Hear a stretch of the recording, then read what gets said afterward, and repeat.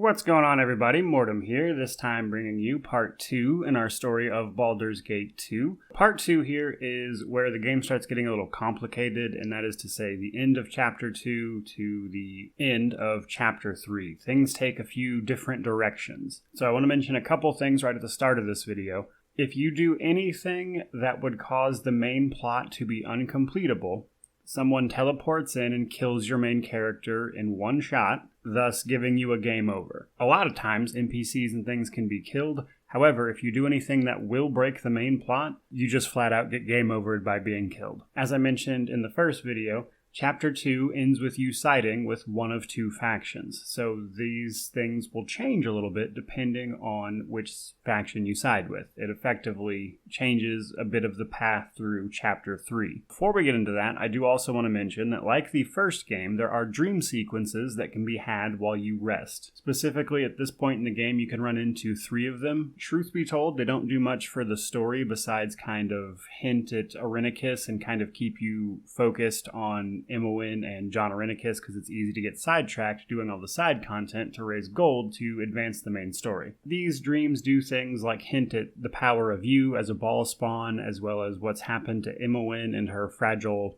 mental state, as the prologue dungeon will kind of hinted at. First things first, let's assume we sided with the Shadow Thieves, which is to say that we gave Galen Bale money. Upon doing so, he'll explain that he is with the Shadow Thieves, and that's who is employing you, and you'll get this unique narration.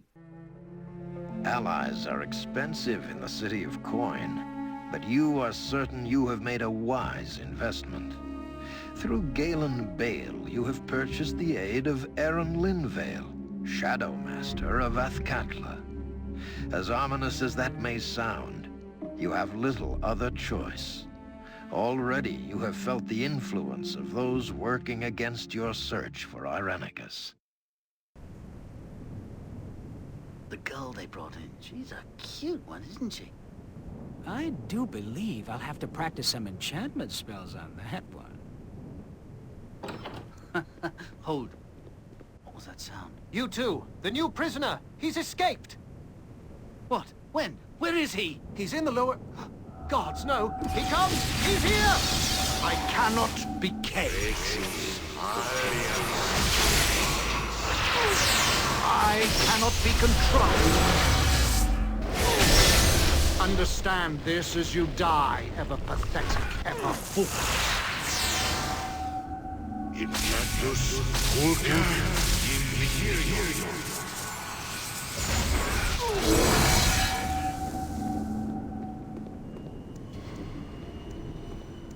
Hello, little one. You and I have a great deal to do. What are you planning? Not to worry. Nothing worse than what I shall do to your friend. From here, Galen will point you to Arun Linvale in the Docks District, because that person is actually the head of the Shadow Thieves. So you'll go to their guild hall, if you will, in the docks. You'll find Arun Linvale, who is behind a few trick walls and the like, which Galen will give you a key to. Now, upon meeting Arun Linvale, he explains that basically he needs your help with a few more tasks, despite you having paid a ton of gold already, but they are working on getting you to Imoen as well as affecting her release. So the first thing Arun asks you to do is go to the docks district at night, specifically the actual docks area of the docks, and meet up with his contact Mook, who is there guarding some shipments. So you're going to go do that. You will be attacked by the rival guild, who are seemingly magical in nature in some manner, and they will kill Mook no matter what you do here, and then you have to go report back to Arun, explain that Mook was killed in this attack, and you'll be given a second task. Arun will tell you that a lot of members of the Shadow Thieves have been deserting or being persuaded to join the rival guild, which is part of the guild war we mentioned in the first video for this series as well. He wants you to go track down 2 of these people at the Five Flagons Inn in the Bridge District. So we can go find them. We can kind of ingratiate ourselves with them. It's possible to go through this without inciting violence, but most of the time this will end in violence, and the defectors will attack you, or you'll attack them. Upon which a recruiter for the rival guild comes in. If you got into a fight, he will be very suspicious, and even if you learned his name through the conversation and use it appropriately, it's Grayson by the way, he'll then attack you if you already killed the other two. Again, possible to talk your way through this, but it's very difficult. It's honestly easier to just kill all of them. Now, either learning the location from Grayson or reading the note he drops on his body, you'll discover that the rival guild's fortress or base is in the Graveyard District. So we can bring this information all the way back to Arun Nair in the docks,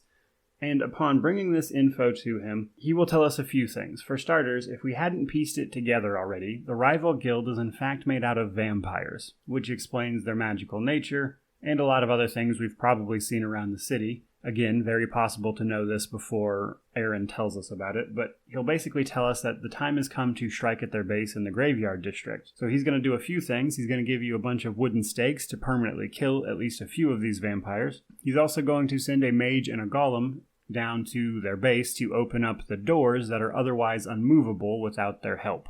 So you're going to go to their base, which is under the Graveyard District. A few of the mausoleums in the graveyard will lead down to the tombs, where you can then make your way to this base. You'll meet with the mage, who's opened the door with his golem, and then you'll get to the business of wiping out the vampire guild. Now, I want to mention that vampires do have a level drain, so if you're going to go through this on anything above story mode, you need to understand the spell Negative Plane Protection, as it is very important here. But our actual goal is actually just to chase the vampire Lasal, the same one who attacked Mook, around this base. He'll lead you into an ambush, he'll then go back upstairs into a bit of a ritual chamber. You'll kill him there, but he's a vampire, so he turns into mist, goes across the map, where we can finally track him down and stake him in his tomb, or his coffin, if you will. Once you stake Lasal, Bodhi shows up.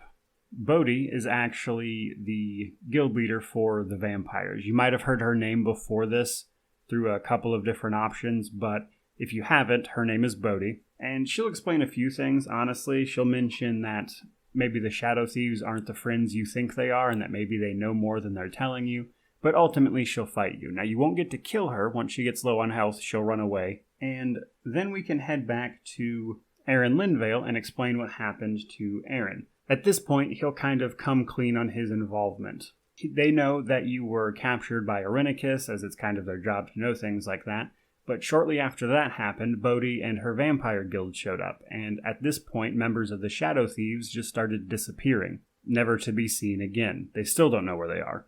Obviously, they weren't in the guild that we just attacked. The discovery of a body of one of their thieves actually led them to the discovery of Irenicus's dungeon, which led to the attack on that dungeon, which led to our freedom. Now, the only living thing that came out of that dungeon after that scene was us and our companions. So the Shadow Thieves started trailing us and gave us the offer of helping us find Imowen and stuff, who were carted off by the cowled wizards. And Arun will tell this all kind of through conversation here, but he'll mention that they do plan on helping you now that you've proven that you're clearly not working with Irenicus and Bodhi, now that you've helped them out. They'll inform you that where Imowen was taken is a place called Spellhold, which is a sort of fortress asylum for the magically deviant, as they call it. Basically, it's powerful mages, or just mages in general, that can't control their power, and that he's arranged passage on a ship to help you get there, because it's actually on an island some ways away from the city of Athkatla. So whenever we're ready, we can agree to take this ship. Awaken, child. It is time for another test. Oh, please. I can't take this. Patience, Imowen. Soon it will all end. No! Don't do this! I don't want to die! Silence, dog. You have no purpose but to die by my hand. Incatus Pulca Imperium.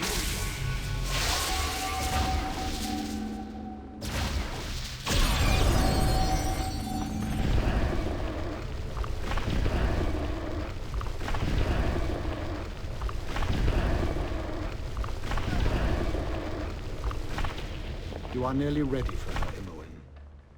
She will be pleased. And Arun will introduce us to Saemon Havarian, the captain that will be taking us there. And once this conversation is over, we'll be met with some unique narration that ends Chapter 4, which does change depending on who you sided with. So here is the Shadow Thieves version. Arun Nair has proven trustworthy. You are soon under sail with the flamboyant Seaman Havarian at the helm. The journey is uneventful, and if there were other ships on the same course, they must have kept a discreet distance. You make good time, and soon there is a sizable island on the horizon. It might have been considered a pleasant place, but a grim shadow extends the length of it. The asylum, Spellhold, looms from a cliffside.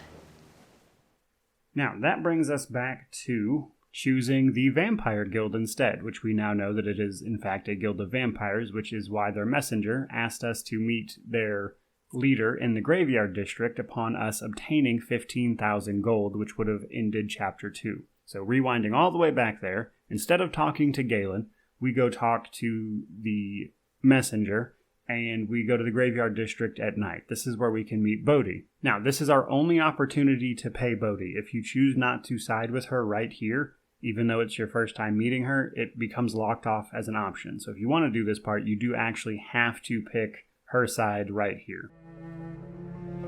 Allies are expensive in the city of Coin, but you have invested carefully to best serve your interests. Despite her dark nature, Bodhi has promised much and seems eager to accommodate, though there will assuredly be a price beyond the coins you have given. She is useful for now, so long as she aids in your search for Irenicus. So if you give her the money instead, she'll basically also set you up with several tasks, also aimed at ending this guild war. First task Bodhi will give you is the exact same task as the Shadow Thieves, but the opposite end of it. Instead of helping Mook, or trying to help Mook, you will go assault the docks and bring back the shipment there. Once you bring it back, Bodhi will explain that the goal isn't to steal their supplies, it's simply to drain resources from the Shadow Thieves. At this point, Bodhi will actually give us the option of a good or unseemly task. This is basically to either rescue or murder someone. We can either rescue an informant that the Shadow Thieves are interrogating, which will of course deny the Shadow Thieves information, or we can choose to help Bodhi murder someone and implicate the Shadow Thieves, causing them all sorts of problems. Either one of these will do for our second task. Once this is done and we come back to Bodhi, she will finally give us the final task, if you will, of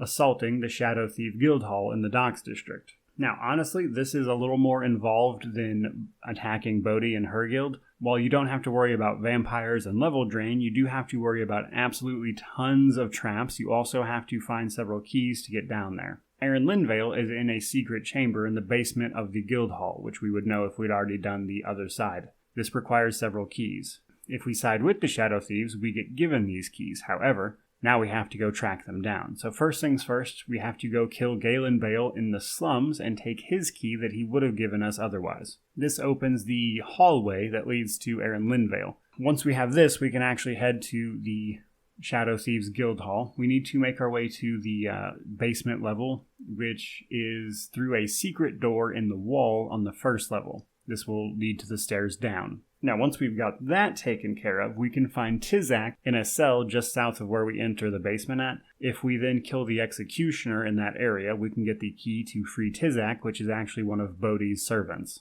Tizak will explain that while you have the key to open the hallway, you still have to open 2 more doors. One of them involves finding and pressing a button at the end of a bunch of traps, and then the other is opened with a key that Linvale's most trusted advisor has at the end of this dungeon. So we have to wind our way through a bunch of traps, including this big trapped hallway that has the button we need to press to open the initial door, and then we keep following that path until we meet Haas, Linvale's head wizard guy, who on his corpse will have the other key we need to actually access Linvale's room. Once we have all these, we can go fight Aaron Linvale, and upon his death, we'll of course be able to loot everything, but at that point we'll be able to report back to Bodhi. Once we go all the way back and speak to Bodhi, she'll give us a bunch more information, but the opposite side of it. So Bodhi will, for starters, explain that she is actually related to Irenicus. Irenicus is her brother. Sometimes she'll use brother in quotation marks, but they seem related. At any rate, they definitely know each other. Now, Bodhi will also explain that while she will help you go track down Imoen and Irenicus, who are again being held in Spellhold, the fortress asylum outside the city on an island, she needs you to not kill Irenicus here. That basically she has plans for Irenicus that she hasn't been able to act on because he's been pretty much at the height of his power, which even as a vampire she just can't really do anything with. But now that he's been weakened by combat and just being angry, she thinks she'll have a better shot at getting this done. Now, I do also want to mention that she mentions that the Shadow Thieves supposedly paid Irenicus to actually kidnap you, but then that's not how that information is presented anywhere else, so I don't know if that line that she says is a mistake, because it doesn't really seem to make any sense. I guess you could argue that Irenicus captured you at the behest of the Shadow Thieves, and they learned your location or something, which allowed him to do it. But again, that just doesn't really hold up to any scrutiny, so I choose to think this is just a mistake, because all the other information we're given besides this one point is very contrary to this. But she does mention that apparently the Shadow Thieves paid Irenicus to capture you. But regardless, once this is done, Bodhi will offer us a ship to Spellhold as well, at which point she'll take us to meet the same ship captain, which is relevant shortly after this. Again, we will meet Saemon Havarian, who will then sail us to Spellhold, which leads us to this unique narration. Bodhi was as good as her word, and you are quickly under sail, the flamboyant Saemon Havarian at the helm. The journey is uneventful, and if there were other ships on the same course, they must have kept a discreet distance.